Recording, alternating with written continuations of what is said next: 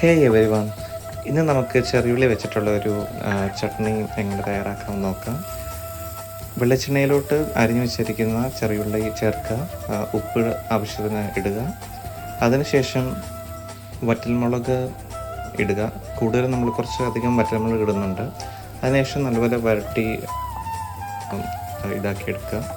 അതിനുശേഷം നമ്മൾ കുറച്ച് മുളക് പൊടി ആഡ് ചെയ്യുന്നുണ്ട്, കാശ്മീരിയാണ് ആഡ് ചെയ്യുന്നത്. അതും നല്ലപോലെ ഒന്ന് വരട്ടി എടുത്തതിന് ശേഷം കുറച്ച് വെള്ളം കൂടെ ഒഴിച്ച് ഇളക്കി നമുക്ക് സെർവ് ചെയ്യാൻ വേണ്ടി മാറ്റി വെക്കാം. ഇതിൻ്റെ കൂടെ ആക്ച്വലി നമുക്ക് ദോശ, ഇഡലി, അതുപോലെ തന്നെ ഏത്തയ്ക്ക പുഴുങ്ങിയത്, അതിൻ്റെ കൂടെയൊക്കെ കഴിക്കാൻ പറ്റിയ ഒരു ബെസ്റ്റ് കോമ്പിനേഷനാണ്. അപ്പോൾ എല്ലാവരും ട്രൈ ചെയ്ത് നോക്കുമെന്ന് വിചാരിക്കുന്നു. Thank you.